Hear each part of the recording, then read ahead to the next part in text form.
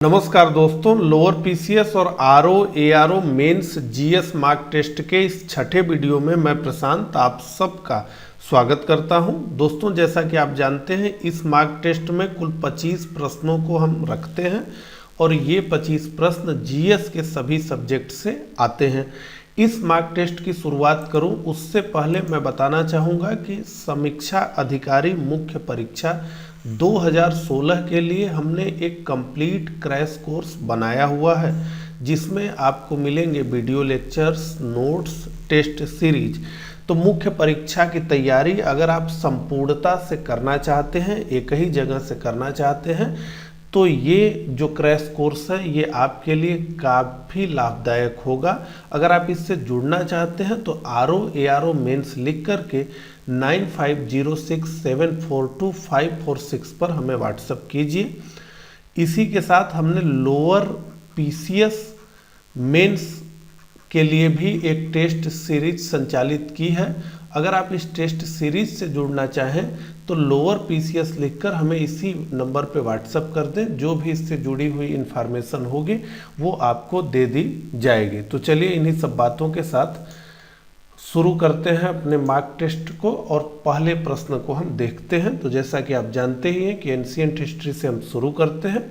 तो पहला प्रश्न एंशिएंट हिस्ट्री से आपके स्क्रीन पे है, पढ़ते हैं। गुप्त काल के किस शासक को महेंद्रादित्य के नाम से जाना जाता है? ठीक है, घटोत्कच, कुमारगुप्त, चंद्रगुप्त द्वितीय और इनमें से कोई नहीं।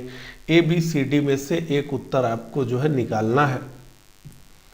तो टाइटल पूछा जा रहा है और महेंद्रादित्य का टाइटल जो है ओन करता था कुमारगुप्त, और इस हिसाब से बी हमारा पहले का उत्तर है।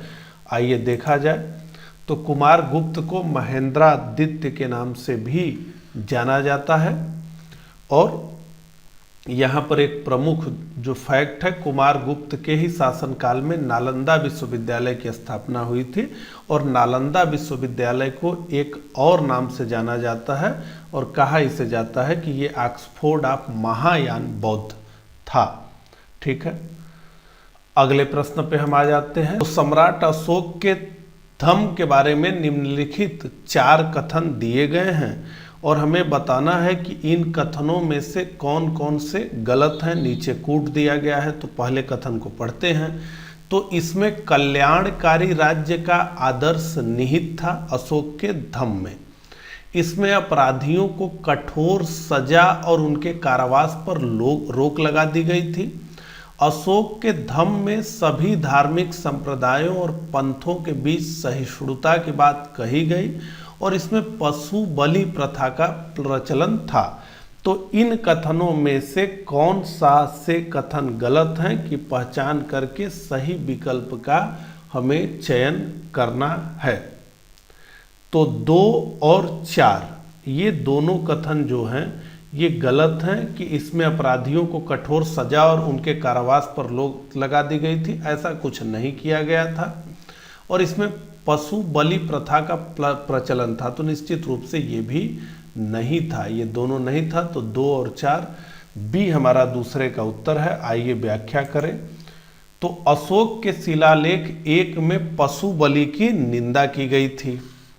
अशोक द्वारा प्रचारित धम्म उस समय के अधिकांश संप्रदायों के सिद्धांतों से संगत आचार व्यवस्था थी और अशोक का धम्म कोई धर्म या धार्मिक प्रणाली नहीं बल्कि एक सामान्य आचार संहिता या नैतिक व्यवस्था थी। अशोक ने धम्म को शासी सिद्धांत के रूप में अपनाया, यानी शासन के सिद्धांत के रूप में अपनाया और जीवन के हर क्षेत्र में उसके पालन पर बल दिया। पशु बलि प्रतिबंध, महंगे अर्थहीन समारोहों और अनुष्ठानों से बचना, अहिंसा का पालन और लोगों के प्रति उदारता का व्यवहार आदि अशोक के धम्म के मुख्य लक्षण थे। तीसरे प्रश्न पर हम आ गए। मध्यकालीन भारतीय इतिहास का ये प्रश्न है।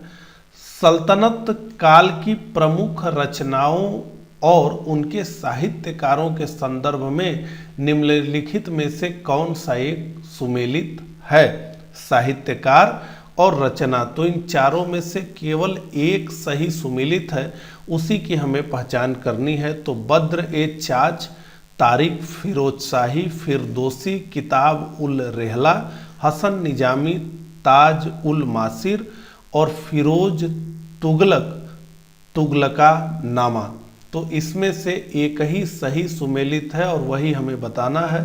तो हसन निजामी ताज उल मासिर ही केवल और केवल सही सुमेलित है। आइए व्याख्या की तरफ बढ़ें। तो ताज उल मासिर हसन निजामी द्वारा लिखी गई पुस्तक है। उसने महमूद गजनवी के आक्रमण के समय के भारत की स्थिति का वर्णन किया है और यह मोहम्मद गौरी के साथ भारत आया था।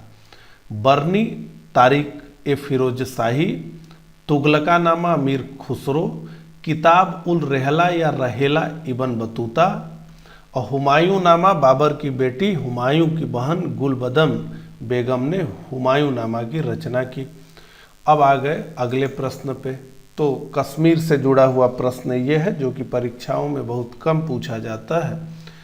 तो इतिहास लेखन की पहली प्रामाणिक पुस्तक राज तरिंगड़ी के लेखक कल्हड़ कश्मीर के किस राजवंश के आश्रित कवि थे? तो किस राजवंश से ये जुड़े थे? राज तरिंगड़ी, इसे रिवर ऑफ किंग कहा जाता है, यानी राजाओं की नदियां। ये एक किताब है, बहुत फेमस है, कल्हड़ ने इसे लिखा है। तो कारकोट वंश के ये आश्रित कवि थे, लोहार वंश के थे, उत्पल वंश के थे कि डोगरा वंश के थे? तो ये लोहार वंश के आश्रित कवि थे कल्हड़। ठीक है, आइए थोड़ा सा इसके बारे में जाने। तो कल्हड़ द्वारा लिखित राज तरिंगड़ी में कश्मीर का इतिहास वर्णित है और यह कविता के रूप में है, जिसकी रचना हुई है 1147 से 1149 ईस्वी के बीच और यह संस्कृत साहित्य में ऐतिहासिक घटनाओं के क्रमबद्ध इतिहास लिखने का प्रथम प्रयास था। इससे जो जुड़े हुए और तथ्य हैं वो आप यहाँ पे पढ़ सकते हैं। हम आगे बढ़ेंगे। 5वें प्रश्न पे हम आ गए। 18वीं सदी में भारत में भारतीयों और यूरोपियों के बीच लड़े गए युद्धों का निम्नलिखित में से सही अनुक्रम कौन सा है? तो पूछा जा रहा है कि किस सीक्वेंस में ये 4 युद्ध लड़े गए। वांडीवास युद्ध, बक्सर युद्ध, अंबर युद्ध, प्लासी युद्ध, तृतीय कर्नाटक युद्ध, प्लासी युद्ध, वांडीवास युद्ध, बक्सर युद्ध।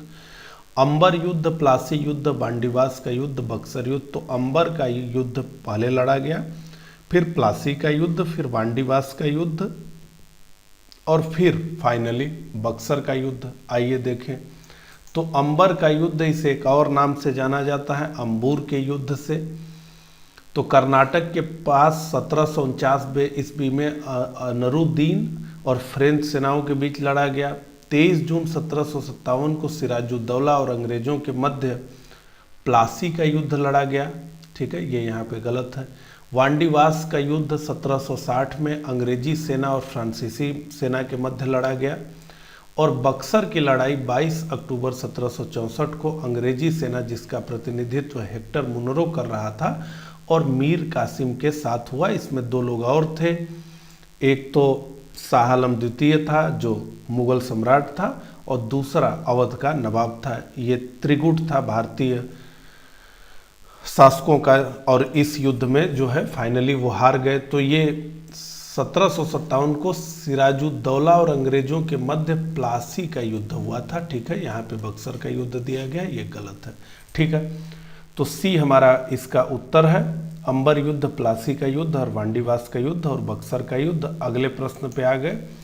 राष्ट्रीय आंदोलन से जुड़ा हुआ ये प्रश्न है।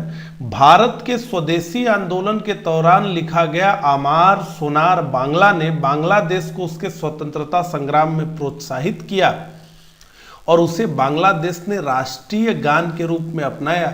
यह गीत किसने लिखा था? रजनीकांत सेन, द्विजेंद्र लाल राय, मुकुंद दास और रविंद्रनाथ टैगोर। तो निश्चित रूप से इसे लिखा था रविंद्रनाथ टैगोर ने।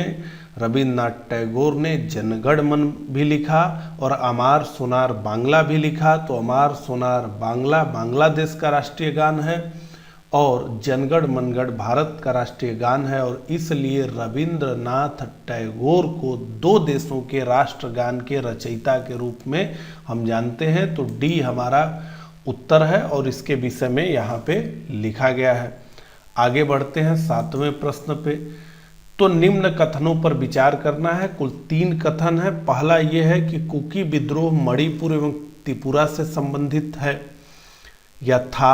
महात्मा गांधी एवं उनकी विचारधारा से प्रभावित होने वाले मणिपुर के पहले जनजातीय नेता जदो नाग, जोडा नाग भी इनको कहते हैं, वो थे। जनजातीय लोगों के संबंध में आदिवासी शब्द का प्रयोग महात्मा गांधी ने किया था और इन कथनों में से बताना है कि कौन सा से सही है। ठीक है, तो देखिए 1 और 2 तो सही है, यानी 20 का उत्तर है। जनजातीय लोगों के संबंध में आदिवासी शब्द का पहला प्रयोग ठक्कर बापा ने किया था, ना कि महात्मा गांधी ने किया था, तो ये गलत है। तो 7 का बी हमारा उत्तर है। तो सर्वप्रथम ठक्कर बापा ने जनजातीय लोगों के संबंध में आदिवासी शब्द का प्रयोग किया था और कुकी विद्रोह मणिपुर एवं त्रिपुरा से संबंधित है और सारा जो है सही है। अगले प्रश्न पे हम आ गए। तो निम्नलिखित देशों में से किसमें तमिल एक प्रमुख भाषा है? Myanmar, Indonesia, Mauritius, Singapore. अगर ना आप जानते हो तो ये प्रश्न आपके लिए कठिन हो जाएगा और 8 का डी उत्तर है सिंगापुर। ठीक है, तो तमिल भाषा भारत के तमिलनाडु राज्य, श्रीलंका एवं सिंगापुर में, तो एक तमिलनाडु राज्य हो गया भारत का और ये 2 देश श्रीलंका और सिंगापुर में बोली जाती है। तमिल भाषा तमिलनाडु एवं पुडुचेरी में राजभाषा है, जबकि श्रीलंका एवं सिंगापुर की यह आधिकारिक भाषा है। अगले प्रश्न पे हम आ गए।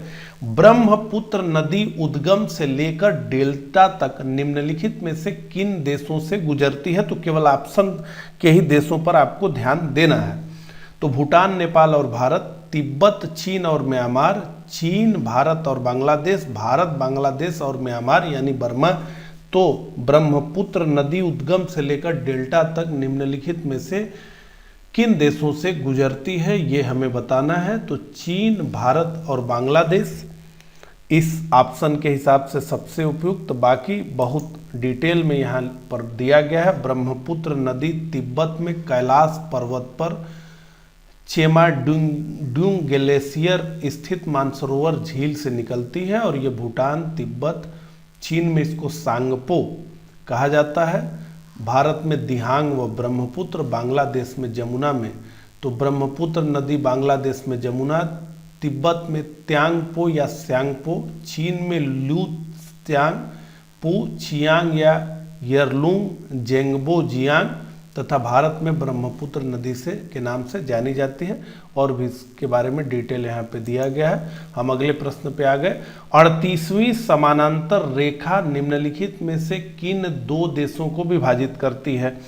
तो बहुत जाना पहचाना ये फैक्ट है। पोलैंड और जर्मनी, पाकिस्तान और अफगानिस्तान, भारत और तिब्बत, उत्तर कोरिया और दक्षिण कोरिया। तो निश्चित रूप से उत्तर कोरिया और दक्षिण कोरिया को 38वीं समानांतर रेखा आपस में बांटती है। आगे बढ़ते हैं। निम्नलिखित में से उस विकल्प का चयन करें जो सुमेलित नहीं है। तो इसका मतलब है कि इसमें से 3 सुमेलित हैं, जो सुमेलित नहीं है उसे ही हमें छांटना है। तो हाइग्रोफाइट अधिक आर्द्रता वाले क्षेत्रों में पाई जाने वाली वनस्पतियां, जेरोफाइट उष्णकटिबंधीय मरुस्थल क्षेत्रों में पाई जाने वाली वनस्पतियां, हाइड्रोफाइट जल की ऊपरी सतह पर उगने वाली वनस्पतियां और मेसोफाइट शीत कटिबंधीय टुंड्रा वनस्पतियां जैसे लाइकेन आदि। तो इसमें से बताना है कि कौन एक सही सुमेलित नहीं है। तो मेसोफाइट शीत कटिबंधीय टुंड्रा वनस्पतियां जैसे लाइकेन, ये सही सुमेलित नहीं है। तो मेसोफाइट शीतोष्ण कटिबंधीय टेगा वनस्पतियों को कहा जाता है और यहाँ पे दिया गया है प्रमुख वनस्पतियां और उनका वर्गीकरण। इसे आप आराम से पढ़ सकते हैं। हम आगे बढ़ेंगे। निम्नलिखित में कौन सी विधि का प्रयोग करके पृथ्वी की आयु निर्धारित करते हैं? तो व्यक्ति और जंतु की आयु कैसे निर्धारित करते हैं ये तो हम जानते हैं, लेकिन अब पृथ्वी की आयु कैसे निर्धारित होती है उसके बारे में जानना है। तो germanium dating, carbon dating, uranium dating, उपयुक्त सभी। तो यूरेनियम डेटिंग के द्वारा पृथ्वी की आयु को निर्धारित किया जाता है। तो यूरेनियम डेटिंग विधि के द्वारा पृथ्वी की आयु ज्ञात की जाती है, जबकि कार्बन डेटिंग का प्रयोग जीवाश्मों की आयु गणना में किया जाता है। तीसरे प्रश्न पे हम आ गए। तो एक फसल के बारे में हम जानना चाहते हैं, कुछ उसके फीचर्स हम यहाँ पे दे रहे हैं, आपको पहचानना है। यह एक अर्ध शुष्क जलवायु की फसल है। यह खाद्य एवं चारा फसल है।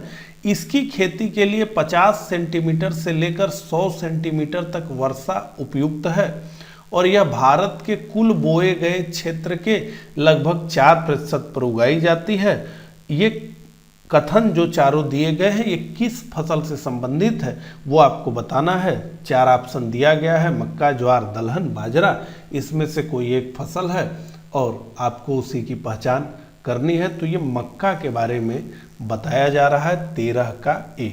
ठीक है, तो विश्व एवं भारत में मक्का एक महत्वपूर्ण खाद्यान्न फसल है। मक्का यानी मेज विश्व भर में उगाई जाने वाली फसल है और मक्का खरीफ की फसल इसे कहा जाता है, लेकिन बहुत से क्षेत्रों में इसको रबी के समय भी उगाया जाता है। मानव एवं पशु आहार का पौधा मैक्सिकन मूल का माना जाता है।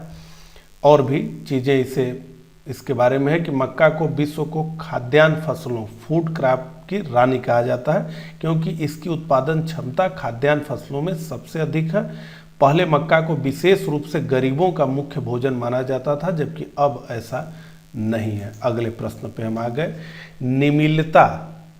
निमिलिता से किसको बढ़ावा मिलता है? स्वपरागण को, परपरागण को, ए और बी यानी स्वपरागण और परपरागण दोनों को, और इनमें से कोई नहीं। तो 14 का उत्तर आपको बताना है। इसका उत्तर है कि निमिलिता से स्वपरागण को बढ़ावा मिलता है। तो इसके बारे में लिखा गया है। 14 का हमारा उत्तर है ए। आगे हम बढ़ेंगे, 15वें प्रश्न पे आ गए। तो 2 सूचियां यहाँ पर आ गई। तो एक तरफ तो वैज्ञानिकों के नाम है और दूसरी तरफ जो सिद्धांत या जो आविष्कार उन्होंने किए उसके बारे में दिया गया है। इसे जो है अब हमको सुमेलित करना है कि कौन सा सही सुमेलित है। तो जेसी बोस क्रिस्कोग्राफ का आविष्कार, ए का 2, तो ए का 2 कहाँ है? ए का 2 असल में कहीं नहीं है और सी हमारा उत्तर है। ठीक है, तो जेसी बोस क्रिस्कोग्राफ का आविष्कार, आइए देखें व्याख्या। जेसी बोस क्रिस्कोग्राफ का आविष्कार, एसएन बोस बोसान कण की खोज, एमएन साहा तापीय आयनीकरण का सिद्धांत और डॉक्टर एचयू काबा मेसान कम की खोज। अब आ गए हम इंडियन इकोनॉमी के पहले प्रश्न पे। वाणिज्यिक बैंकों में यानी कमर्शियल बैंकों में गैर निष्पादनकारी परिसंपत्तियां यानी नॉन परफॉर्मिंग एसेट्स का क्या अर्थ है, ये पूछा जा रहा है कि इसकी परिभाषा आपको ठीक प्रकार से पता है या नहीं पता है। तो बैंक जमाएं जिनका निवेश नहीं किया जाता, पूंजी परिसंपत्तियां जो प्रयोग में नहीं है, ऋण जिन पर ब्याज तथा मुख्य रकम की वसूली नहीं होती है। तो 16 ABCD में से सी इसका उत्तर होगा। ऋण जिन पर ब्याज तथा मुख्य रकम की वसूली नहीं होती उसे ही गैर निष्पादनकारी परिसंपत्तियां कहा जाता है। इसके बारे में यहाँ डिटेल लिखा गया है। हम आगे बढ़ते हैं। तो भारत में भारतीयों द्वारा, कई बार पूछा गया ये प्रश्न है, भारत में भारतीयों द्वारा 1881 में स्थापित सीमित देयता यानी लिमिटेड लाइबिलिटी का प्रथम बैंक था Hindustan commercial bank, Awadh commercial bank, Punjab national bank और Punjab and Sindh bank. ABCD में से आपको उत्तर बताना है और अवध कमर्शियल बैंक इसका उत्तर है। यहाँ बहुत ही बेहतरीन तरीके से भारत में पूरा जो बैंकिंग का इतिहास रहा है उसे जो है लिखा गया है और बहुत ही शार्ट में इसका स्क्रीनशॉट ले लीजिए और इसे पढ़िए कैसे कैसे ये पूरी चीज़ें इवाल्व हुई और अंततः भारतीय रिजर्व बैंक RBI स्थापित हुआ। वो सारी चीज़ें इसमें लिखी गई हैं, बेहद आपके काम की है। इसे जो है स्क्रीनशॉट लेकर के पढ़ लीजिए। अगले प्रश्न पे आ गए हम। निम्नलिखित में से किसका निर्धारण भारतीय रिजर्व बैंक द्वारा नहीं किया जाता है? बैंक दर, CRR, PLR और SLR। तो निश्चित रूप से ये बढ़िया प्रश्न है मेरे हिसाब से। अगर आप जानते हैं तो आपको ये पता है कि बैंक दर, CRR और SLR ये तीनों रिजर्व बैंक द्वारा जारी किए जाते हैं। PLR जो है ये रिजर्व बैंक द्वारा नहीं जारी किया जाता है। तो 18 का C हमारा उत्तर है। आइए व्याख्या देख लें। तो PLR का मतलब होता है प्राइम लेंडिंग रेट, PLR, अथवा मूल उधार दर। भारतीय रिजर्व बैंक द्वारा स्थापित नहीं किया जाता। मूल उधार दर वह ब्याज दर होती है जिस पर बैंक अपने सर्वप्रिय यानी सबसे विश्वसनीय ग्राहक को ऋण देता है और ये बैंकों द्वारा निर्धारित की जाती है। ठीक है, आगे बढ़ते हैं। इंडियन पॉलिटी का प्रश्न आ चुका है। भारतीय संविधान के अनुच्छेद 18 के अनुसार निम्न में से कौन अपने नाम के आगे उपाधि धारण कर सकता है? तो भारत रत्न से सम्मानित व्यक्ति, विशिष्ट शैक्षिक योग्यता धारी व्यक्ति, विदेशी मित्र राष्ट्र से प्राप्त सम्मान धारित व्यक्ति, सैन्य सेवाएं प्रदान करने वाला भारतीय नागरिक। ABCD में से बताना है कि कौन कौन अपने नाम के आगे अपनी उपाधि धारण कर सकता है। तो भारत रत्न को तो उपाधि नहीं माना गया है। भारत रत्न या पद्म पुरस्कार ये नाम के आगे नहीं लिखा जाने वाला सम्मान है, लेकिन लोग लिखते ही हैं, लेकिन ये वैधानिक रूप से गलत है। तो आप देखते होंगे पद्म श्री फलाने ऐसे करके लिखा जाता है, ये गलत है, ये नहीं लिखा जाना चाहिए। तो विशिष्ट शैक्षणिक योग्यताधारी व्यक्ति, जैसे किसी ने डॉक्टरेट कर लिया है तो वो डॉक्टर लिखता है, तो वो तो लिख ही सकता है। विदेशी मित्र राष्ट्र से प्राप्त सम्मान धारित व्यक्ति बिल्कुल नहीं। सैन्य सेवाएं प्रदान करने वाला भारतीय भी ये लिख सकता है अपने नाम के आगे। तो हम देख रहे हैं कि दूसरा और चौथा हमारा उत्तर है और इस हिसाब से 19 का C हमारा उत्तर है। यहाँ पर पूरी चीज़ें लिखी गई हैं डिटेल में, आप इसे पढ़ सकते हैं। हम आगे बढ़ेंगे। भारत के पंजाब राज्य के बारे में कुल 4 कथन दिए गए हैं और इनमें से कहा जा रहा है कि सत्य कथन या कथनों की आप पहचान करिए। भारत के पंजाब राज्य का वर्ष 1966 में विभाजन हुआ था। यहाँ सिख बहुमत थे। 1849 ईस्वी में ब्रिटिश शासन के अधीन हो गया था ये जो पंजाब है, और वर्ष 1956 में पेप्सू को पंजाब में मिला दिया गया था। तो 20 का पूछा जा रहा है कौन सही उत्तर है? तो इसके सभी सही उत्तर ही हैं, मतलब सभी ऑप्शन सही हैं, उपयुक्त सभी। आइए देखें। तो जून 1839 में महाराजा रणजीत सिंह की मृत्यु के बाद 2 आंग्ल सिख युद्ध लड़े गए और गवर्नर जनरल लॉर्ड डलहौजी ने पंजाब को 1849 में ब्रिटिश साम्राज्य में मिला लिया। आज़ादी और विभाजन के पश्चात पूर्वी पंजाब की 8 रियासतों, तो ये देसी रजवाड़े थे, पटियाला, नाभा, नालागढ़, मलेरकोटला, जींद, फरीदकोट और कपूरथला और कलसिया को मिलाकर एक नया राज्य बनाया गया जिसे PEPSU, Patiala and east Punjab state union के नाम से जाना गया और इसकी राजधानी पटियाला थी। वर्ष 1956 में किए गए राज्य पुनर्गठन के पश्चात पेप्सू को पंजाब में मिला दिया गया और वर्ष 1966 में पंजाब के कुछ हिस्से निकाल करके हरियाणा राज्य का निर्माण किया गया। राष्ट्रपति से भी जुड़ा हुआ एक जाना पहचाना फैक्ट पेप्सू से पूछा जाता है। कमेंट करके मुझे जरूर बताइएगा कि ये जो है कौन सा फैक्ट है जो अक्सर परीक्षाओं में पूछा जाता है, पेप्सू और भारत के राष्ट्रपति से जुड़ा हुआ। ठीक है, तो प्रिंसली स्टेट पटियाला, अभी इसी परिवार के एक व्यक्ति मुख्यमंत्री हैं। कमेंट करके बताइए कहाँ पे हैं। नीचे दिए गए कथनों पर विचार करना है। कुल 4 कथन दिए गए हैं। अंतर्राष्ट्रीय शांति को बनाए रखना, देशों के बीच मैत्रीपूर्ण संबंधों एवं समन्वय को बढ़ावा देना, प्राकृतिक आपदा एवं सशस्त्र संघर्ष की स्थिति में मानवतावादी सहायता प्रदान करना और आर्थिक विकास को बढ़ावा देना, पूछा जा रहा है कि इनमें से कौन कौन से संयुक्त राष्ट्र संघ के उद्देश्य हैं। तो 1 व 2 कथन 1, 2 व 3, 1, 2 व 4, तो सभी के सभी ही संयुक्त राष्ट्र संघ के उद्देश्य हैं। तो डी हमारा उत्तर है। और भी बहुत सारी बातें यहाँ पे लिखी गई हैं जो कि परीक्षाओं के दृष्टिकोण से महत्वपूर्ण है, इन्हें आप पढ़ लीजिए। हम आगे बढ़ेंगे। संविधान का 86वां संशोधन संबंधित है सरकारी नौकरियों में पिछड़े वर्गों के लिए आरक्षण जारी रखने से 6 से 14 वर्ष के बीच की आयु के बच्चों को निःशुल्क और अनिवार्य शिक्षा से, सरकारी भर्तियों में महिलाओं के लिए 30% पदों के आरक्षण से, हाल ही में गठित राज्यों को और अधिक संसदीय स्थानों के आवंटन से। तो किससे जुड़ा हुआ है? निश्चित रूप से आप लोग जानते ही हैं, ये 6 से 14 वर्ष के बीच की आयु के बच्चों को निःशुल्क और अनिवार्य शिक्षा देने से जुड़ा हुआ है। हम यहाँ पर आप देखें तो पूरा का पूरा इसकी डिटेलिंग दी गई है। हम आगे बढ़ेंगे। करंट अफेयर्स का पहला प्रश्न आ गया है।